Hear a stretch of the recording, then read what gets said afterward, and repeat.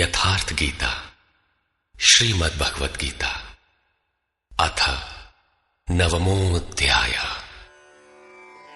प्रस्तुत अध्याय में योगेश्वर श्री कृष्ण ने स्वयं चर्चा की कि योग युक्त पुरुष का ऐश्वर्य कैसा है, सब में व्याप्त रहने पर भी वो कैसे निर्लेप है, करते हुए भी वो कैसे अकर्ता है।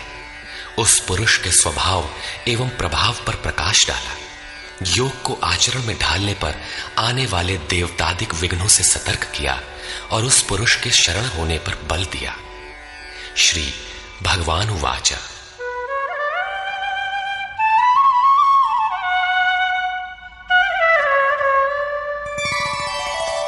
इदन्तु ते गुह्यतमम् प्रवक्ष्याम्यनसूयवे ज्ञानं विज्ञानसहितं यज्ञात्वा मोक्ष्यसे शुभात्। योगेश्वर श्री कृष्ण ने कहा, अर्जुन, असूया अर्थात डाह ईर्ष्या रहित तेरे लिए मैं इस परम गोपनीय ज्ञान को विज्ञान सहित कहूंगा, अर्थात प्राप्ति के पश्चात महापुरुष की रहनी के साथ कहूंगा कि कैसे वो महापुरुष सर्वत्र एक साथ कर्म करता है, कैसे वो जागृति प्रदान करता है, रथी बनकर आत्मा के साथ कैसे सदैव रहता है। यत् ज्ञात्वा, जिसे साक्षात जानकर तू दुख रूपी संसार से मुक्त हो जाएगा। वो ज्ञान कैसा है, इस पर कहते हैं, राजविद्या राजगुह्यम् पवित्रमिदमुत्तमम् प्रत्यक्षावगमम् धर्म्यम् सुसुखम् कर्तुमव्ययम्। विज्ञान से संयुक्त ये ज्ञान सभी विद्याओं का राजा है। विद्या का अर्थ भाषा ज्ञान अथवा शिक्षा नहीं है। विद्या ही का ब्रह्म गति प्रदाया सा विद्या या विमुक्तये। विद्या उसे कहते हैं कि जिसके पास आए उसे उठाकर ब्रह्म पथ पर चलाते हुए मोक्ष प्रदान कर दे। यदि रास्ते में रिद्धियों सिद्धियों अथवा प्रकृति में कहीं उलझ गया तो सिद्ध है कि अविद्या सफल हो गई। वो विद्या नहीं है। ये राजविद्या ऐसी है जो निश्चित कल्याण करने वाली है। ये सभी गोपनीयों का राजा है। अविद्या और विद्या के अवगुंठन का अनावरण होने पर योग युक्तता के पश्चात ही इससे मिलन होता है। ये अति पवित्र, उत्तम और प्रत्यक्ष फल वाला है। इधर करो उधर लो, ऐसा प्रत्यक्ष फल वाला है। ये अंधविश्वास नहीं है कि इस जन्म में साधन करो, फल कभी दूसरे जन्मों में मिलेगा। ये परम धर्म परमात्मा से संयुक्त है। विज्ञान सहित ये ज्ञान करने में सरल और अविनाशी है। अश्रद्धधाना पुरुषा धर्मस्यास्य परन्तप अप्राप्य मां निवर्तन्ते मृत्यु संसार वर्त्मनि। परंतप अर्जुन, इस धर्म में अर्थात जिसका थोड़ा भी साधन करने पर विनाश नहीं होता, श्रद्धा रहित पुरुष मुझे प्राप्त न होकर संसार क्षेत्र में भ्रमण करता ही रहता है। अतः श्रद्धा अनिवार्य है।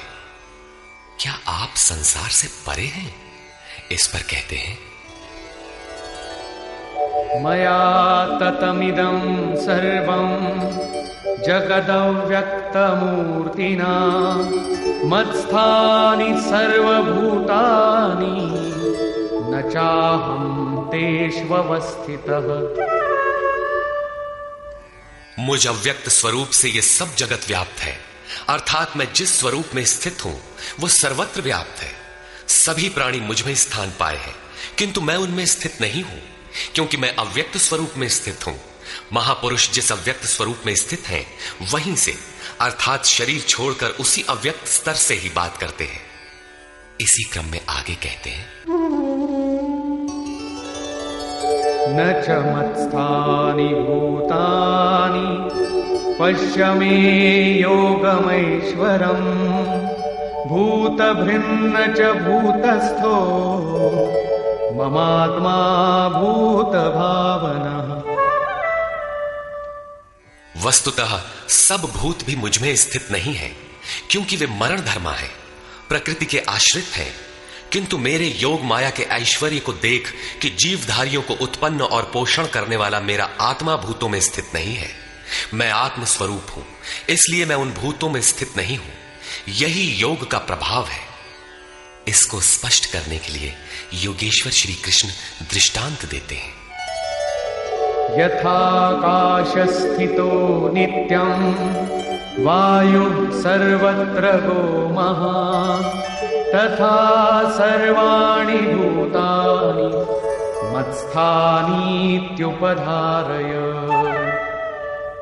जैसे आकाश में ही उत्पन्न होने वाला महान वायु आकाश में सदैव स्थित है किंतु उसे मलिन नहीं कर पाता, ठीक वैसे ही संपूर्ण भूत मुझ में स्थित है, ऐसा जान। ठीक इसी प्रकार मैं आकाशवत निर्लेप हूं, वे मुझे मलिन नहीं कर पाते। प्रश्न पूरा हुआ। यही योग का प्रभाव है।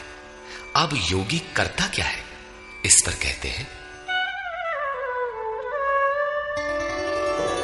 सर्वभूतानि कौन्तेय प्रकृतिं यान्ति मामिकाम् कल्पक्षये पुनस्तानि कल्पादौ विसृजाम्यहम्। अर्जुन, कल्प के विलय काल में सब भूत मेरी प्रकृति अर्थात मेरे स्वभाव को प्राप्त होते हैं और कल्प के आदि में मैं उनको बार बार विसृजामि विशेष रूप से सृजन करता हूं। थे तो वे पहले से किंतु विकृत थे, उन्हीं को रचता हूं, सजाता हूं। जो अचेत हैं उन्हें जागृत करता हूं, कल्प के लिए प्रेरित करता हूं। कल्प का तात्पर्य है उत्थानोन्मुख परिवर्तन। आसुरी संपद से निकलकर जैसे जैसे पुरुष दैवी संपद में प्रवेश पाता है, यहीं से कल्प का आरंभ है। और जब ईश्वर भाव को प्राप्त हो जाता है, वही कल्प का क्षय है। अपना कर्म पूरा करके कल्प भी विलय हो जाता है। भजन का आरंभ कल्प का आदि है और भजन की पराकाष्ठा जहां लक्ष्य विदित होता है, कल्प का अंत है। जब ये प्रत्यगात्मा योनियों के कारणभूत राग द्वेषादि से मुक्ति पाकर अपने शाश्वत स्वरूप में स्थिर हो जाए, इसी को श्री कृष्ण कहते हैं कि वो मेरी प्रकृति को प्राप्त होता है। जो महापुरुष प्रकृति का विलय करके स्वरूप में प्रवेश पा गया, उसकी प्रकृति कैसी? क्या उसमें प्रकृति शेष ही है? नहीं। अध्याय 3 के 33वें श्लोक में योगेश्वर श्री कृष्ण कह चुके हैं कि सभी प्राणी अपनी प्रकृति को प्राप्त होते हैं। जैसा उनके ऊपर प्रकृति के गुणों का दबाव है, वैसा करते हैं। और ज्ञानवानपि, प्रत्यक्ष दर्शन के साथ जानकारी वाला ज्ञानी भी अपनी प्रकृति के सदृश चेष्टा करता है। ये पीछे वालों के कल्याण के लिए करता है। पूर्ण ज्ञानी तत्व स्थित महापुरुष की रहनी ही उसकी प्रकृति है। वो अपने इसी स्वभाव में बरतता है। कल्प के क्षय में लोग महापुरुष की इसी रहनी को प्राप्त होते हैं। महापुरुष के इसी कृतित्व पर पुनः प्रकाश डालते हैं। प्रकृतिं स्वामवष्टभ्य विसृजामि पुनः पुनः भूतग्राममिमं कृत्स्नम् अवशं प्रकृतेर्वशात्। अपनी प्रकृति अर्थात महापुरुष की रहनी स्वीकार करके प्रकृतेर्वशांत, अपने अपने स्वभाव में स्थित प्रकृति के गुणों से परवश हुए इन संपूर्ण भूत समुदाय को मैं बारंबार विसृजाम, विशेष सृजन, विशेष रूप से सजाता हूं। इन्हें अपने स्वरूप की ओर बढ़ने के लिए प्रेरित करता हूं। तब तो आप इस कर्म से बंधे हैं। न च मां तानि कर्माणि निबध्नन्ति धनञ्जय उदासीनवदासीनम् असक्तं तेषु कर्मसु। अध्याय 4 के 9वें श्लोक में योगेश्वर श्री कृष्ण ने कहा था कि महापुरुष की कार्य प्रणाली अलौकिक है। अध्याय 9 के 4थे श्लोक में बताया, मैं अव्यक्त रूप से करता हूं। यहां भी वही कहते हैं, धनंजय, जिन कर्मों को मैं अदृश्य रूप से करता हूं उसमें मेरी आसक्ति नहीं है। उदासीन के सदृश स्थित रहने वाले मुझ परमात्म स्वरूप को वे कर्म नहीं बांधते, क्योंकि कर्म के परिणाम में जो लक्ष्य मिलता है उसमें मैं स्थित हूं, इसलिए उन्हें करने के लिए मैं विवश नहीं हूं। ये तो स्वभाव के साथ जुड़ी प्रकृति के कार्यों का प्रश्न था। महापुरुष की रहनी थी, उनकी रचना थी। अब मेरे अध्यास से जो माया रचती है वो क्या है? वो भी एक कल्प है। मयाध्यक्षेण प्रकृतिः सूयते सचराचरम् हेतुनानेन कौन्तेय जगत् विपरिवर्तते। अर्जुन, मेरी अध्यक्षता में अर्थात मेरी उपस्थिति में सर्वत्र व्याप्त मेरे अध्यास से ये माया अर्थात त्रिगुणमयी प्रकृति, अष्टधा मूल प्रकृति और चेतन दोनों चराचर सहित जगत को रचती है, जो क्षुद्र कल्प है और इसी कारण से यह संसार आवागमन के चक्र में घूमता रहता है। प्रकृति का यह क्षुद्र कल्प जिसमें काल का परिवर्तन है, मेरे अध्यास से प्रकृति ही करती है, मैं नहीं करता। किंतु 7वें श्लोक का कल्प आराधना का संचार एवं पूर्ति पर्यंत मार्गदर्शन वाला कल्प महापुरुष स्वयं करते हैं। एक स्थान पर वे स्वयं करता है जहां वे विशेष रूप से सृजन करते हैं। यहां कर्ता प्रकृति है जो केवल मेरे आभास से यह क्षणिक परिवर्तन करती है, जिसमें शरीरों का परिवर्तन, काल परिवर्तन, युग परिवर्तन इत्यादि आते हैं। ऐसा व्याप्त प्रभाव होने पर भी मूढ़ लोग मुझे नहीं जानते। यथा अवजानन्ति मां मूढ़ा मानुषीं तनुमाश्रितम् परं भावमजानन्तो मम भूतमहेश्वरम्।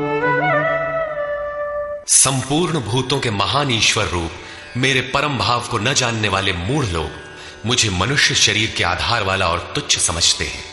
संपूर्ण प्राणियों के ईश्वरों का भी जो महान ईश्वर है, उस परम भाव में मैं स्थित हूं, किंतु हूं मनुष्य शरीरधारी। मूढ़ लोग इसे नहीं जानते, वे मुझे मनुष्य कहकर संबोधित करते हैं। उनका दोष भी क्या है?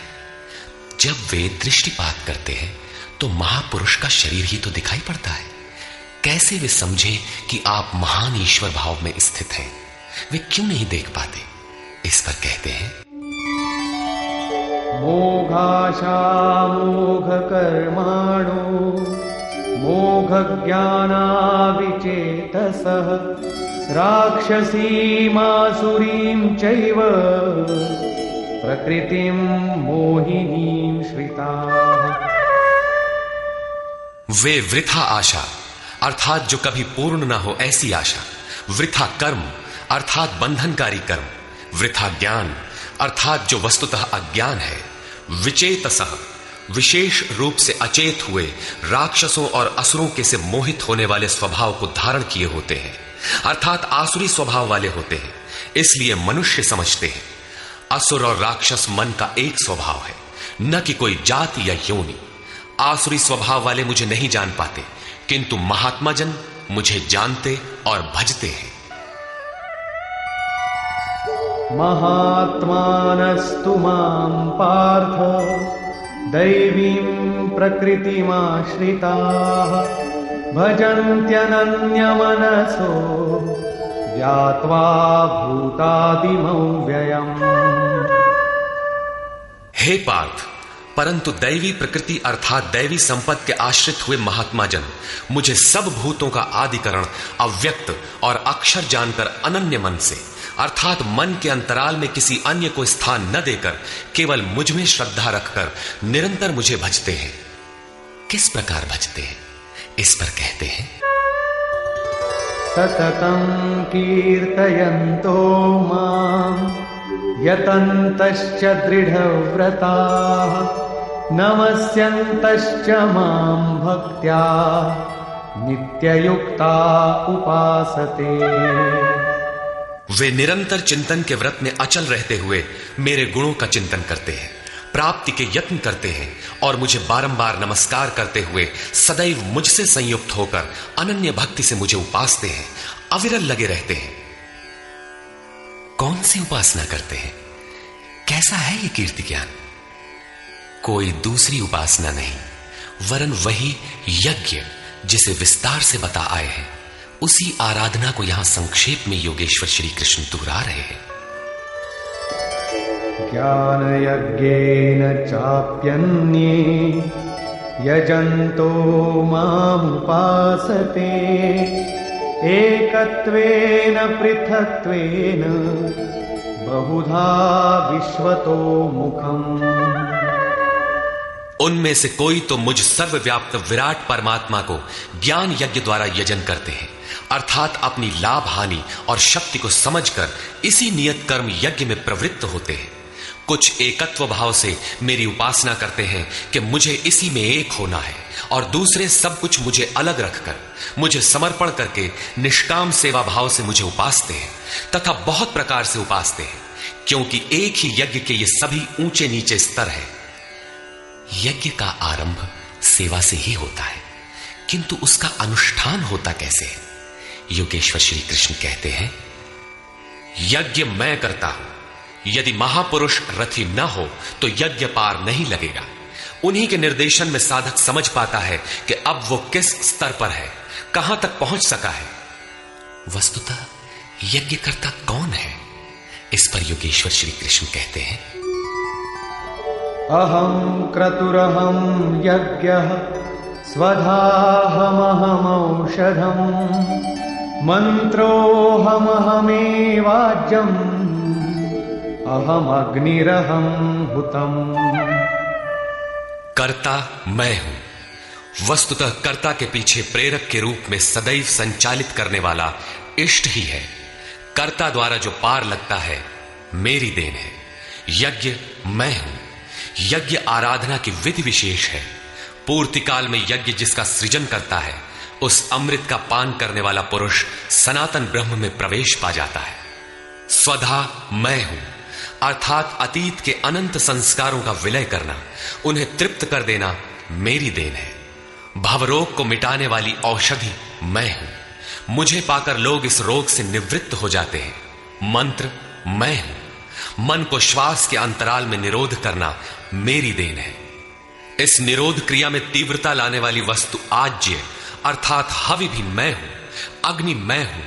मेरे ही प्रकाश में मन की सभी प्रवृत्तियां विलय होती हैं तथा हवन अर्थात समर्पण भी मैं ही हूं। यहां योगेश्वर श्री कृष्ण बार बार मैं हूं कह रहे हैं।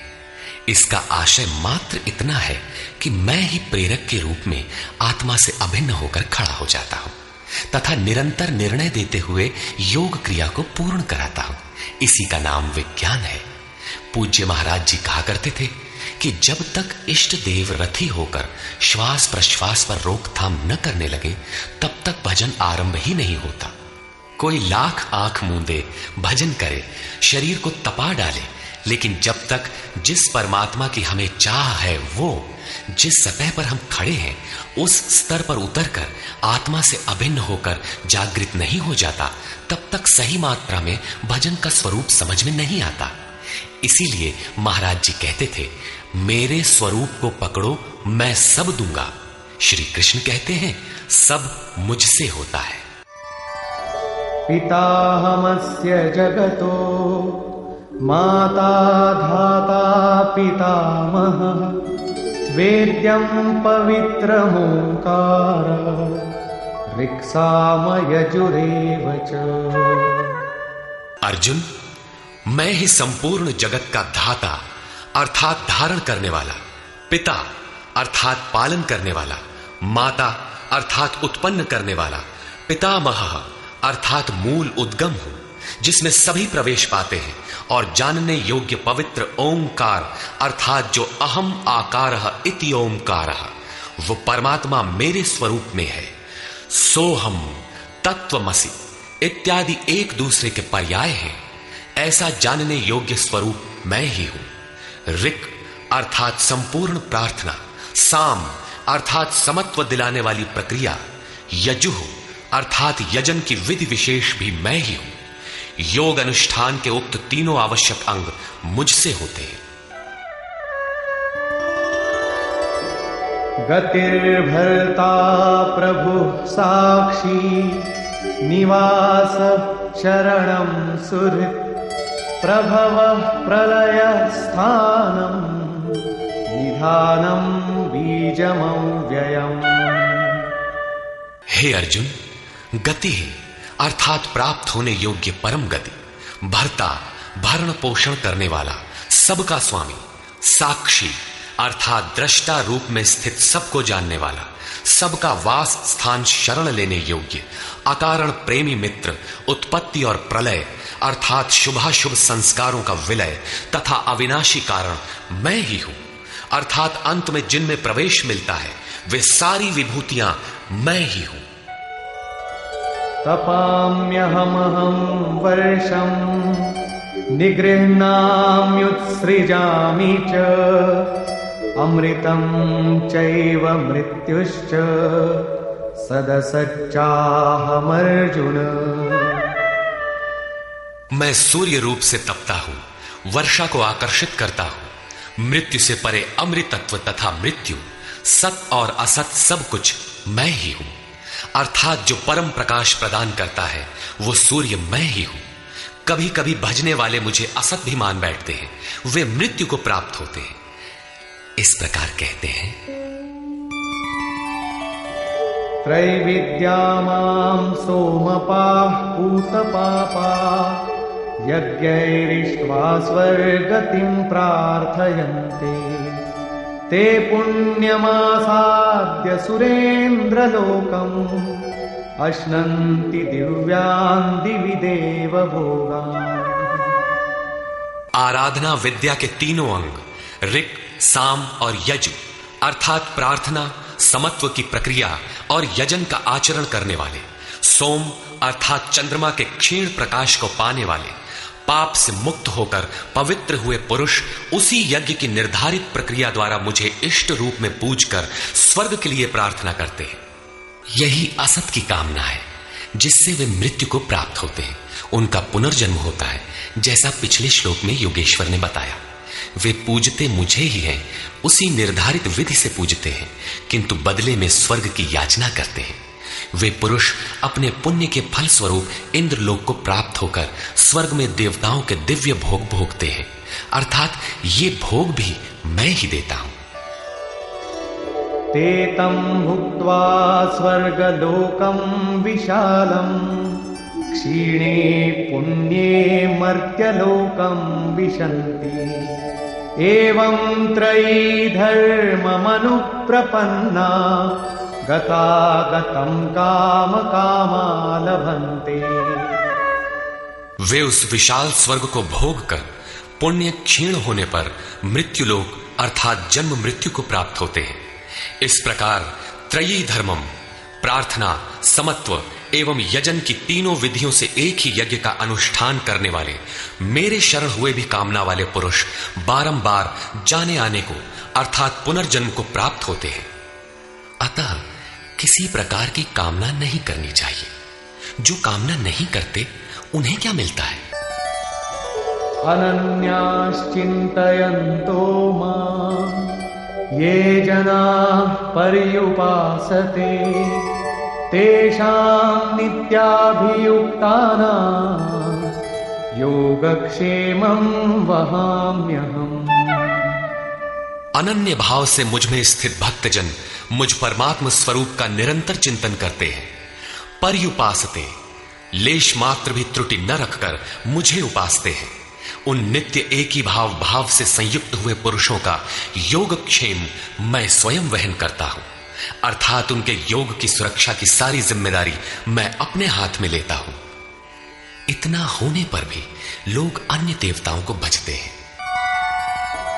येऽप्यन्य देवता भक्ता यजन्ते श्रद्धयान्विता तेऽपि मामेव कौन्तेय यजन्त्य विधिपूर्वकम्। कौन्तेय, श्रद्धा से युक्त हुए जो भक्त दूसरे दूसरे देवताओं को पूजते हैं वे भी मुझे ही पूजते हैं, किंतु उनका वो पूजना अविधि पूर्वक है, मेरी प्राप्ति की विधि से रहित है।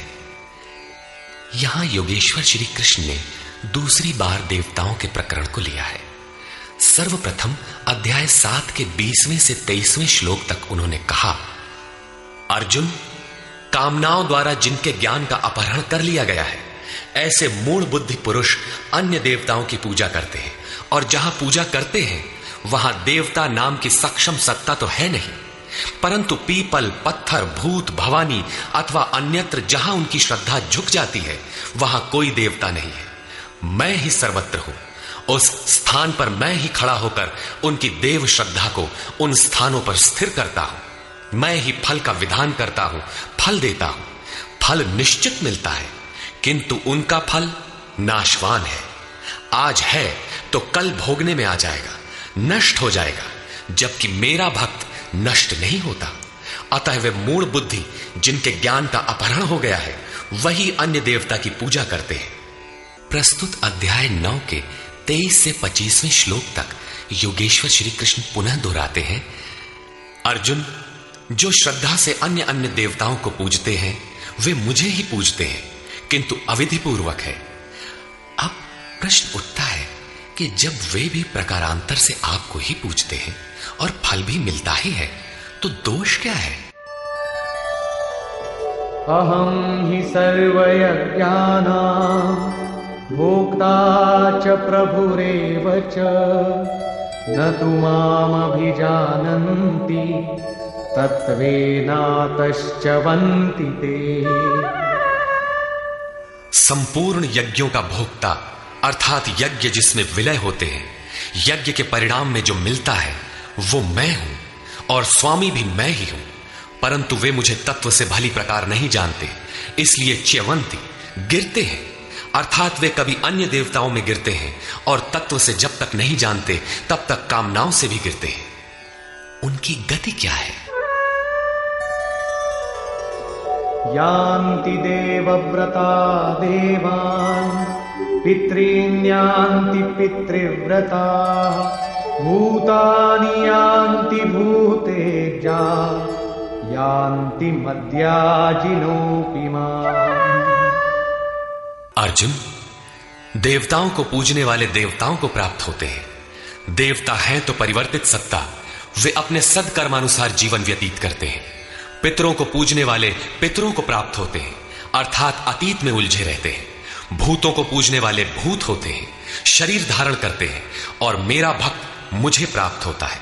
वे मेरे साक्षात स्वरूप होते हैं, उनका पतन नहीं होता। इतना ही नहीं, मेरी पूजा का विधान भी सरल है। पत्रं पुष्पं फलं तोयं यो मे भक्त्या प्रयच्छति तदहं भक्त्युपहृतम् अश्नामि प्रयतात्मनः। भक्ति का आरंभ यहीं से है कि पत्र, पुष्प, फल, जल इत्यादि जो कोई मुझे भक्ति पूर्वक अर्पित करता है, मन से प्रयत्न करने वाले उस भक्त का वो सब मैं खाता हूं, अर्थात स्वीकार करता हूं। इसलिए यत्करोषि यदश्नासि यज्जुहोषि ददासि यत्तपस्यसि कौन्तेय तत्कुरुष्व मदर्पणम्। अर्जुन, तू जो कर्म अर्थात यथार्थ कर्म करता है, जो खाता है, जो हवन करता है, समर्पण करता है, दान देता है, मन सहित इंद्रियों को जो मेरे अनुरूप तपाता है, वो सब मुझे अर्पण कर, अर्थात मेरे प्रति समर्पित होकर ये सब कर। समर्पण करने से योग के क्षेत्र की जिम्मेदारी मैं ले लूंगा। शुभाशुभ फलैरेवं मोक्ष्यसे कर्म बन्धनैः संन्यासयोगयुक्तात्मा विमुक्तो मामुपैष्यसि। इस प्रकार सर्वस्व के न्यास संन्यास योग से युक्त हुआ तू शुभाशुभ फलदाता कर्मों के बंधन से मुक्त होकर मुझे प्राप्त होगा। उपर्युक्त 3 श्लोकों में योगेश्वर श्री कृष्ण ने क्रमबद्ध साधन और उसके परिणाम का चित्रण किया है।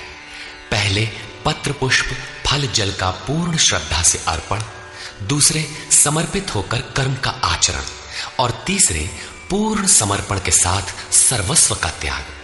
इनके द्वारा कर्म बंधन से विमुक्त अर्थात विशेष रूप से मुक्त हो जाएगा। मुक्ति से मिलेगा क्या? बताया, मुझे प्राप्त होगा। यहां मुक्ति और प्राप्ति एक दूसरे के पूरक है। आपकी प्राप्ति ही मुक्ति है, तो उससे लाभ? इस पर कहते हैं, समोहं सर्वभूतेषु न मे द्वेषोऽस्ति न प्रियः ये भजन्ति तु मां भक्त्या मयि ते तेषु चाप्यहम्। सृष्टि में न मेरा कोई प्रिय है और न अप्रिय है, किंतु जो अनन्य भक्त है वो मुझ में है और मैं उसमें हूं। यही मेरा एकमात्र रिश्ता है, उसमें परिपूर्ण हो जाता हूं। मुझ में और उसमें कोई अंतर नहीं रह जाता। तब तो बहुत भाग्यशाली लोग ही भजन करते होंगे। भजन करने का अधिकार किसे है? इस पर योगेश्वर श्री कृष्ण कहते हैं, अपि चेत् सुदुराचारो भजते मामनन्यभाक् साधुरेव समन्तव्यः सम्यग् व्यवसितो हि सः। यदि अत्यंत दुराचारी भी अनन्य भाव से अर्थात अन्य धन न, मेरे सिवाय किसी अन्य वस्तु या देवता को न भजकर केवल मुझे ही निरंतर भजता है, वो साधु ही मानने योग्य है। अभी वो साधु हुआ नहीं है, किंतु उसके हो जाने में संदेह भी नहीं है, क्योंकि वो यथार्थ निश्चय से लग गया है। अतः भजन आप भी कर सकते हैं, बशर्ते कि आप मनुष्य हो, क्योंकि मनुष्य ही यथार्थ निश्चय वाला है।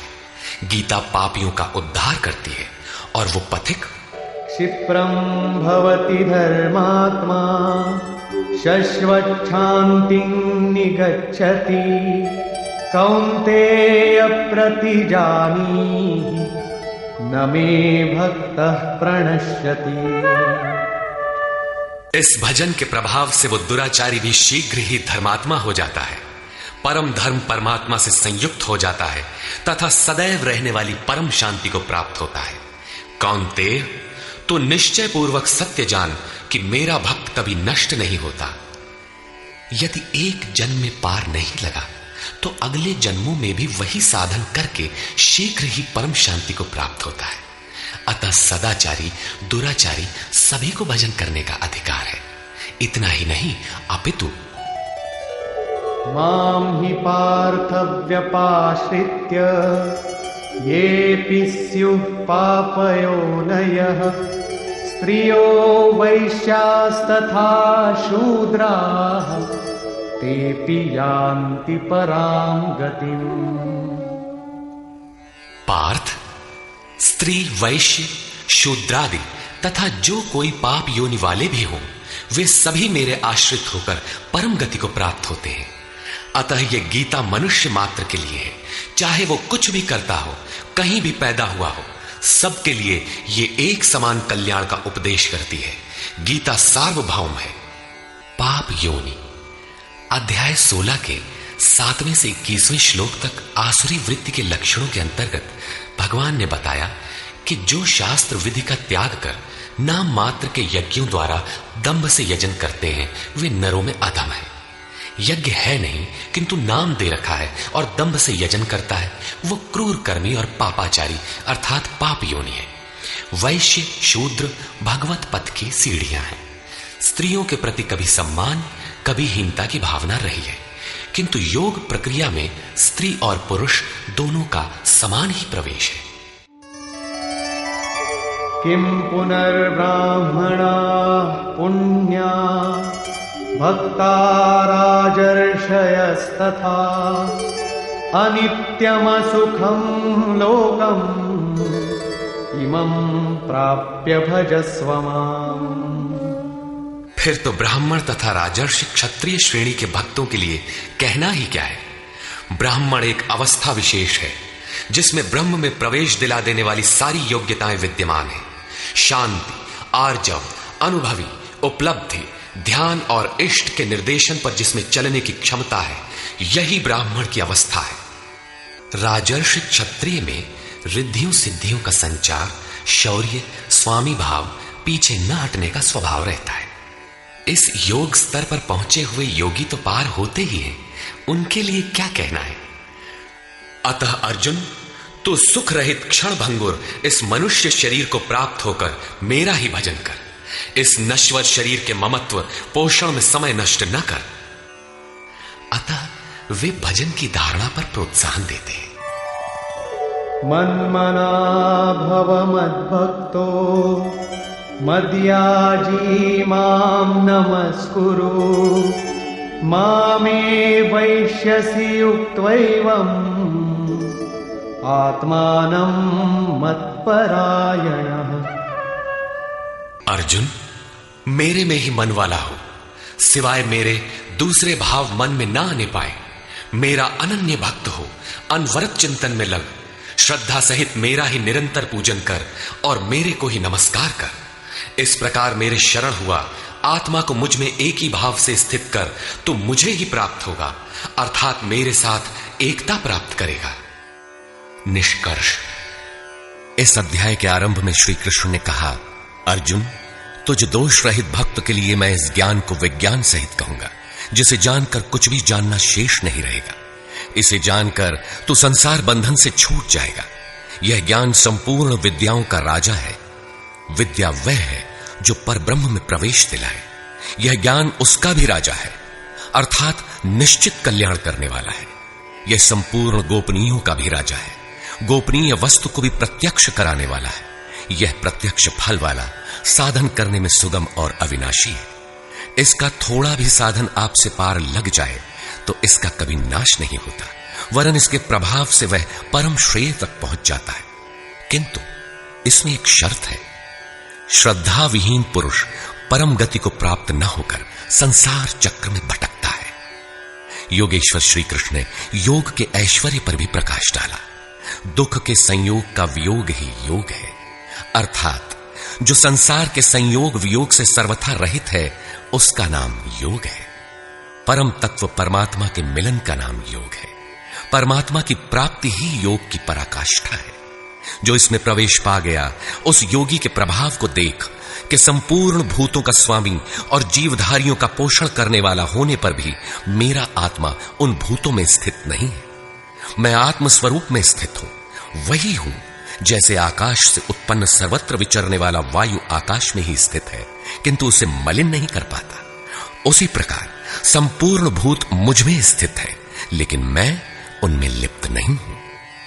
अर्जुन, कल्प के आदि में मैं भूतों को विशेष प्रकार से रचता हूं, सजाता हूं, और कल्प के पूर्ति काल में संपूर्ण भूत मेरी प्रकृति को अर्थात योगारूढ़ महापुरुष की रहनी को, उनके अव्यक्त भाव को प्राप्त होते हैं। यद्यपि महापुरुष प्रकृति से परे हैं, किंतु प्राप्ति के पश्चात स्वभाव अर्थात स्वयं में स्थित रहते हुए लोक संग्रह के लिए जो कार्य करता है, वह उसकी एक रहनी है। इसी रहनी के कार्यकलाप को उस महापुरुष की प्रकृति कहकर संबोधित किया गया है।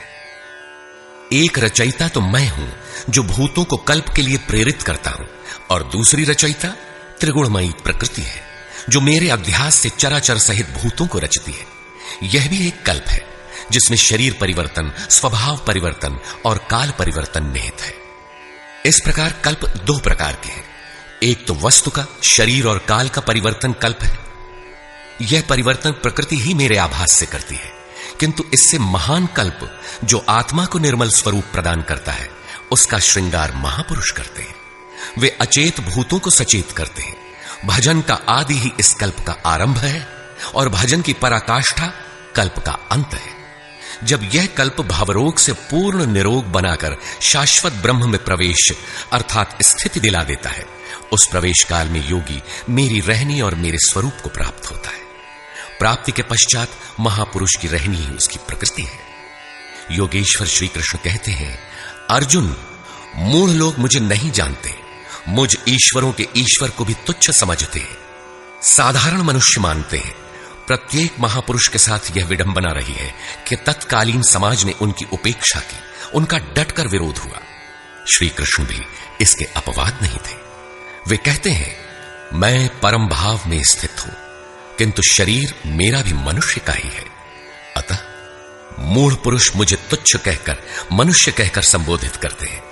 ऐसे लोग व्यर्थ आशा वाले, व्यर्थ कर्म वाले, व्यर्थ ज्ञान वाले हैं कि कुछ भी करें और कह दें कि हम तो कामना नहीं करते, हो गए निष्काम कर्मयोगी।